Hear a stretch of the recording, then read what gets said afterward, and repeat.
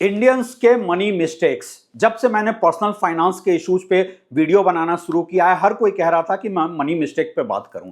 देखिए, इंडिया जैसे कंट्री में जहां कल्चरल कंडीशनिंग हमेशा से ये रही है फाइनेंस को लेकर, किसी तरह शॉर्टेज को मैनेज किया जाए, सरप्लस क्रिएट करने का माइंडसेट नहीं हुआ है। इसीलिए इंडियंस जो है वो मेंटली प्री प्रोग्राम्ड होते हैं मनी मिस्टेक करने के लिए। हम अपने बच्चों को फाइनेंशियल डिसीजन मेकिंग में शामिल ही नहीं करते हैं, और उसका रिजल्ट ये होता है कि वो जब बड़े होते हैं तो वो सीखते हैं अपनी गलतियों से। बहुत सारे लोग सीख भी नहीं पाते, या जब सीखते हैं तब तक बहुत देर हो चुका होता है, वो कई मनी मिस्टेक्स कर चुके होते हैं। मनी मैनेजमेंट जो है एवरेज इंडियन का बहुत पुअर है, और फाइनेंशियल लिटरेसी जो है वो बहुत कम है, इवन उनके बीच में जो अदरवाइज काफी पैसा अर्न कर रहे हैं। फॉर एग्जाम्पल, एक high earning urban Indian as per Indian standards, अगर उसकी सैलरी पैकेज 50 लाख रुपए हो तो उसको वेल अर्निंग माना जाएगा। आफ्टर ऑल उसको कैश इन हैंड 3 लाख रुपए के आसपास मिल रहा है। लेकिन ऐसा इंसान भी शहरों में आपको एक डेट ट्रैप में, कर्ज के बोझ में दबा मिलेगा, और वजह बहुत साफ है, पुअर फाइनेंशियल चॉइस और मनी मिस्टेक।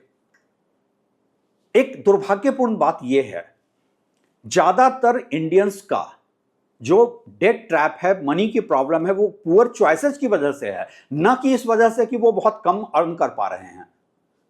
ये बहुत आपको अपने आसपास लोग मिल जाएंगे जो बहुत कम पैसे अर्न करते हुए वे बेटर फाइनेंशियल स्टैंडिंग में के साथ होंगे, बजाय उसके जो ज्यादा पैसा अर्न कर रहा है लेकिन कर्ज में डूबा है। और वजह वही मनी मिस्टेक। आप कितना कमाते हैं उससे ज्यादा जरूरी यह है कि आप उस पैसे का करते क्या हैं।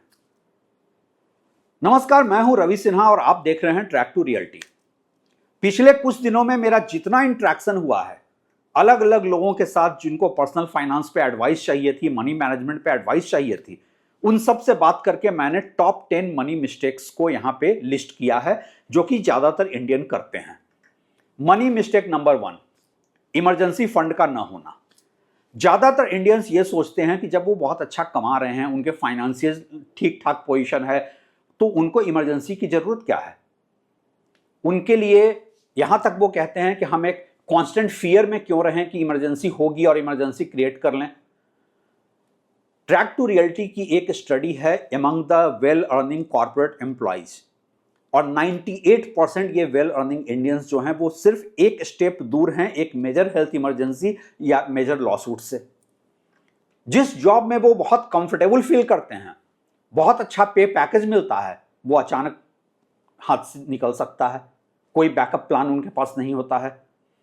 हर कोई सोचता है, उम्मीद करता है ये ऐसा नहीं होगा, लेकिन उम्मीद स्ट्रेटजी तो नहीं होती है। Money mistake number 2, neglecting insurance coverage. Indians जो है वो इंश्योरेंस कवरेज को निग्लेक्ट करते हैं या बहुत लेट जाकर लेते हैं। इंश्योरेंस आपका लाइफलाइन है क्राइसिस में। एक टर्म इंश्योरेंस आपकी फैमिली को बचा सकता है आपके अनफॉर्चुनेट डेथ में, या कोई परमानेंट डिसेबिलिटी हो गई। एक मेडिकल इमरजेंसी आपको बचाता है जब आपको कोई अनएक्सपेक्टेड बीमारी हो जाए या एक्सीडेंट हो जाए। स्टैटिस्टिक्स अगर हम देखें तो ऐसा लगता है 37% इंडियंस कवर्ड हैं हेल्थ इंश्योरेंस स्कीम्स में, बट रियलिटी ये है कि सिर्फ 5% पॉपुलेशन के पास कॉम्प्रिहेंसिव हेल्थ इंश्योरेंस कवरेज है। आपका जो ऑफिस का हेल्थ इंश्योरेंस है, जिसमें आपको 1-2 लाख रुपए का हेल्थ इंश्योरेंस मिला हुआ है, वो क्रिटिकल इलनेस के टाइम में काम नहीं आता है। अगर आप देखें कि आज मेडिकल ट्रीटमेंट का कॉस्ट कितना ऊपर चला गया है, और health care inflation year on year 14% है। लोगों के पास प्रॉपर हेल्थ इंश्योरेंस पॉलिसी नहीं होती है, अपने डिपेंडेंट पेरेंट्स के लिए तो बिल्कुल नहीं होती है। अब उन्हें लगता है उनके पास एक कॉर्पोरेट इंश्योरेंस कवर्स है, लेकिन वो कवर तब तक है जब तक आप वहां जॉब कर रहे हैं या जब तक आप रिटायर नहीं हो जाते हैं, और रिटायरमेंट के बाद फ्रेश हेल्थ इंश्योरेंस मिलता नहीं है। मनी मिस्टेक नंबर 3, गलत इन्वेस्टमेंट चॉइस। इंडियंस न सिर्फ इन्वेस्टमेंट को देर से शुरू करते हैं, उनके इन्वेस्टमेंट चॉइसेस भी बहुत गलत होते हैं। चूंकि फाइनेंशियल एजुकेशन नहीं है, वो एक उधार के ज्ञान पे चलते हैं कि किसी ने उन्हें बता रखा है इसलिए वो ऐसे डिसीजन ले रहे हैं। फॉर एग्जाम्पल, उन्हें लगता है इंश्योरेंस एजेंट जो होता है वो एडवाइजर होता है। सच तो यह है, मार्केट में इंश्योरेंस एजेंट सिर्फ एक सेल्स पर्सन है जिसको अपने वेस्टेड इंटरेस्ट से मतलब है, ना कि आपके। और इसीलिए बहुत सारे इंडियंस को मैं देखता हूं इंश्योरेंस कम इन्वेस्टमेंट स्कीम्स में फंसे होते हैं, जहां रिटर्न ऑन इन्वेस्टमेंट जो है वो सिंपल बैंक डिपॉजिट से भी कम होता है। सुनने में बहुत अच्छा लगता है जब आपको बताया जाएगा कि आपको मैच्योरिटी पे 1 करोड़ रुपए मिलेंगे, लेकिन क्या आपने सोचा है कि 20 साल के बाद जब वो इंश्योरेंस मैच्योर्ड होगा तो 1 करोड़ की वैल्यू आज के परचेज पावर के हिसाब से 25 लाख रुपए की रह जाएगी। टर्म इंश्योरेंस भी इंडियंस इग्नोर करते हैं क्योंकि उन्हें ऐसा लगता है इसमें तो कोई मनी बैक गारंटी ही नहीं है। आपका इन्वेस्टमेंट जो है वो इन्फ्लेशन बीटिंग रिटर्न्स देना चाहिए, कम से कम 300 बेसिस पॉइंट या 3% से। इन्वेस्टमेंट जो आप टैक्स सेविंग के लिए करते हैं वो एक स्टूपिड मनी मिस्टेक है। Money mistake number 4, physical asset में बहुत ज्यादा इन्वेस्टेड होना। इंडियंस का एक कल्चरल एफिनिटी है कि वो बहुत ज्यादा फिजिकल असेट में इन्वेस्ट करते हैं, जैसे प्रॉपर्टी है या गोल्ड है।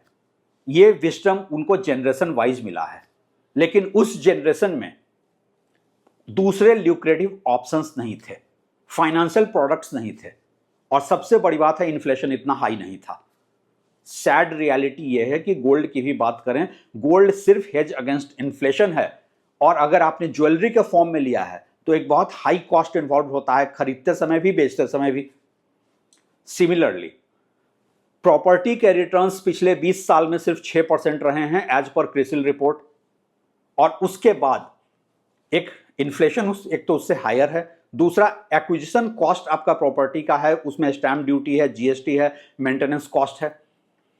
सबसे बड़ी बात, प्रॉपर्टी एक इलिक्विड असेट है और इमरजेंसी में आप उसको अचानक बेच नहीं सकते हैं अनलेस कि आप एक डिस्ट्रेस सेल में जाकर सस्ता नहीं बेच रहे हो। मनी मिस्टेक नंबर 5, कर्ज में डूब जाना। इंडियंस ने ऑफ लेट कर्ज को कमाई समझना शुरू कर दिया है और हर इंडियन आज ओवर बोरोड हो चुका है। वो डेट तो लेते हैं, कर्ज लेते हैं, लेकिन डेट रीपेमेंट स्ट्रेटजी कैलकुलेट नहीं करते हैं। इंडिया में क्रेडिट कार्ड डेट बढ़ रहा है, डेट डिफॉल्ट्स बढ़ रहा है, और ये साफ दिखाता है कि इंडियंस के बीच में फाइनेंशियल इनडिसिप्लिन है। ज्यादातर सैलरी क्लास ये कैलकुलेट नहीं कर पाते कि उनका डेट टू इनकम रेशियो कितना होना चाहिए, और जब तक वो रियलाइज करते हैं तब तक वो कर्ज के ट्रैप में फंस चुके होते हैं। एक ऐसा ट्रैप जो बहुत इजीली अवॉइड किया जा सकता था, बट उनके पास घर लोन पे है, कार लोन पे है, अप्लायंसेज लोन पे है, छुट्टियां बिताने लोन पे जा रहे हैं, उनकी पूरी जिंदगी लोन पे है।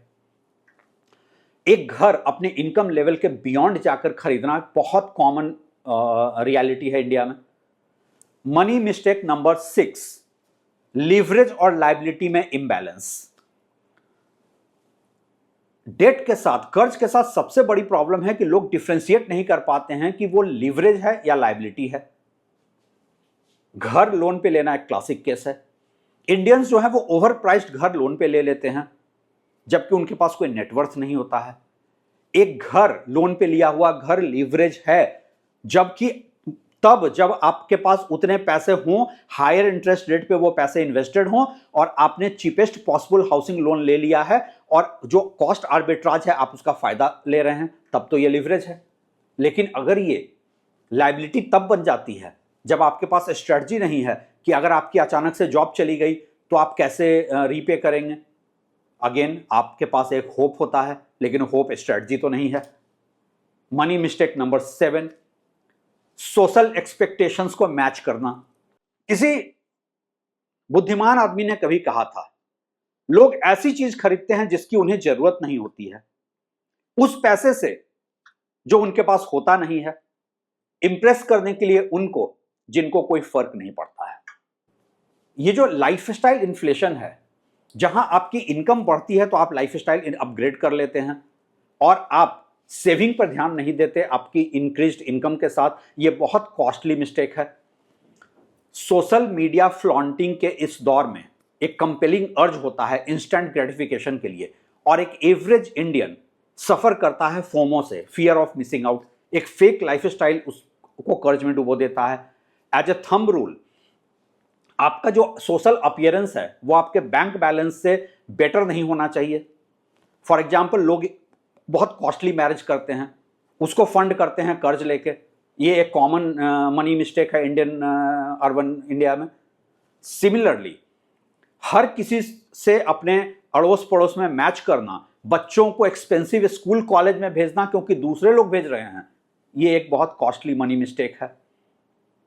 मनी मिस्टेक नंबर 8, रिटायरमेंट के लिए पैसे नहीं बचाना। 78% इंडियंस जो हैं वो रिटायरमेंट रेडी नहीं है फाइनेंशियली, ट्रैक टू रियलिटी के सर्वे के अनुसार। वो उम्मीद करते हैं कि उनके बच्चे उनका टेक केयर करेंगे ओल्ड एज में, लेकिन आपके बच्चे जरूरी नहीं है कि आपके पोस्ट रिटायरमेंट इंश्योरेंस हो, वो आपको ओल्ड एज में नेग्लेक्ट भी कर सकते हैं या खुद उस पोजीशन में नहीं होंगे कि आपको सपोर्ट कर पाए। ज्यादातर इंडियंस के पास रिटायरमेंट सेविंग या तो नहीं है या इतना लेट शुरू हुआ है कि इनसफिशिएंट है। यह सबसे बड़ा मनी मिस्टेक है कि आप रिटायरमेंट प्लान उस स्टेज में करते हैं जब आप रिटायरमेंट के करीब आ जाते हैं, जब उस दौर में आपके पास रिस्पॉन्सिबिलिटी ज्यादा होती है। आइडियली आपको ये अर्ली स्टेज में शुरू करना चाहिए, उस समय शुरू करना चाहिए जब आपके पास रिस्पॉन्सिबिलिटीज हो ही नहीं। Money mistake number 9, quick rich scheme, जल्दी अमीर बनने की स्कीम। क्विक रिच स्कीम कई इंडियंस को तबाह कर चुका है। वो पैसे के साथ गैम्बलिंग करने लगते हैं, अक्सर वो पैसा हार्ड अर्न मनी नहीं होता है। फॉर एग्जाम्पल, इंडियन ट्रेडर्स ने 1.8 लाख करोड़ लूज किया है स्टॉक मार्केट में फाइनेंशियल ईयर 2022 से 24 के बीच, एज पर सेबी डाटा। लोग फाइनेंशियल प्रोडक्ट्स में इन्वेस्ट करते हैं जिसको वो समझते भी नहीं है। एक केस स्टडी है सुशील कुमार का, जिसने कौन बनेगा करोड़पति में 5 करोड़ रुपए जीता था। टैक्स डिडक्शन के बाद उसे 3.5 करोड़ रुपए मिले थे। ये उसकी जिंदगी को बदल सकता था, लेकिन उसने खुद एडमिट किया है कुछ दिनों के बाद मीडिया के सामने कि उसने सब कुछ खो दिया, क्योंकि उसने बहुत सारे फिशी इन्वेस्टमेंट्स में पैसे बर्बाद कर दिए, इंडल्जेंसेस में पैसे बर्बाद कर दिए। और ऐसे बहुत सारे एग्जाम्पल्स हैं जहां पर लोगों ने अपनी पूरी इंटायर लाइफ की अर्निंग या इनहेरिटेंस में मिला पैसा क्विक रिच स्कीम में डाल करके अपनी पूरी जिंदगी तबाह कर ली है। मनी मिस्टेक नंबर 10, सेफ खेलना है पैसे के साथ। इंडियंस का एक इनहेरेंट टेंडेंसी है कि हम पैसे को लेकर बड़ा सेफ खेलेंगे। उन्हें लगता है एक bank fixed deposit safe bet है, लेकिन वो नहीं समझ पाते हैं कि उसके साथ एक बहुत बड़ा थ्रेट है कि इन्फ्लेशन बहुत हाई है। अगर बैंक को आप सेफ भी मानते हैं कि बैंक बैंकरप्ट नहीं होगा, और आप ये मत भूलिए कि अगर बैंक कोलैप्स करता है तो आपको कंपेंसेशन सिर्फ 5 लाख रुपए मिलेंगे। आपको एक बात समझना पड़ेगा कि सेफ इन्वेस्टमेंट कुछ नहीं होता है। आप किसी ऐसे इंसान से पूछें जिसने प्रॉपर्टी में सेफ इन्वेस्टमेंट किया है और प्रोजेक्ट पिछले 10 साल से स्टकअप है। सेफ बेट्स जो होता है वो बहुत लो रिटर्न्स देता है, और ये उन इकोनॉमीज में, उन कंट्रीज में ठीक है जहां इंटरेस्ट रेट और इन्फ्लेशन भी लो है। For example Japan, 0% inflation, 0% interest rate, 0% पे आपका काम चल रहा है। इंडियन रियलिटी बहुत अलग है, यहां इन्फ्लेशन बहुत हाई है और आपका इन्वेस्टमेंट को उसको मैच करना ही है, बीट भी करना चाहिए। इन कंक्लूजन, मनी मिस्टेक्स बहुत कॉमन हैं इंडिया में, बट आप उसको अवॉइड कर सकते हैं फाइनेंशियल एजुकेशन के साथ। याद रखिएगा, कितना कमाते हैं से ज्यादा जरूरी है कि आप उस पैसे का करते क्या हैं। बहुत सारे सक्सेसफुल एंटरप्रेन्योर्स डायरेक्शनलेस हो गए हैं जब वो पैसे के साथ रेकलेस हो गए, और फिर वो उसी में बर्बाद भी हो गए हैं। विजय माल्या से लेकर अनिल अंबानी तक एक बहुत लंबी लिस्ट है। क्या आप मनी मिस्टेक्स को अवॉइड करना चाहते हैं? ये एक चॉइस है जो आपको खुद लेना है। Thanks for watching.